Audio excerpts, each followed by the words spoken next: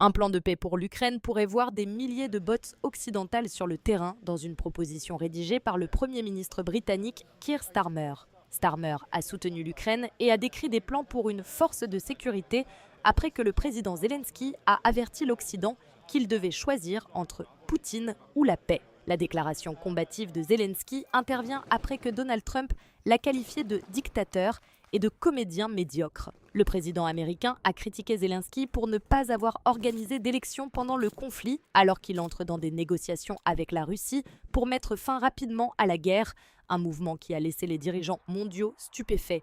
Non seulement l'Ukraine se sent mise à l'écart par les actions de Trump, mais les dirigeants européens qui n'ont pas eu de place aux pourparlers tenus entre les États-Unis et la Russie en Arabie Saoudite mardi le ressentent également. Starmer espère agir comme un pont entre les États-Unis et l'Europe lorsqu'il rencontrera Trump à Washington la semaine prochaine, où il devrait présenter son plan au président.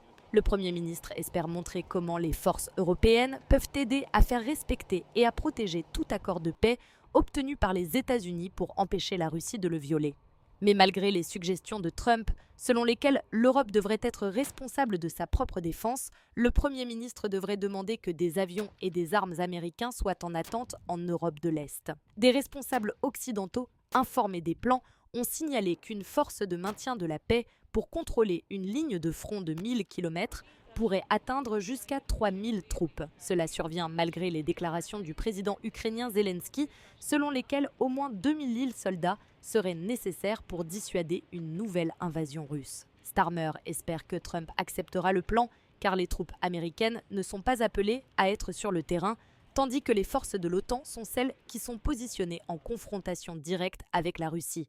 Mais avec l'Allemagne, l'Italie et l'Espagne s'opposant au déploiement de troupes en Ukraine, l'Europe semble plus divisée que jamais.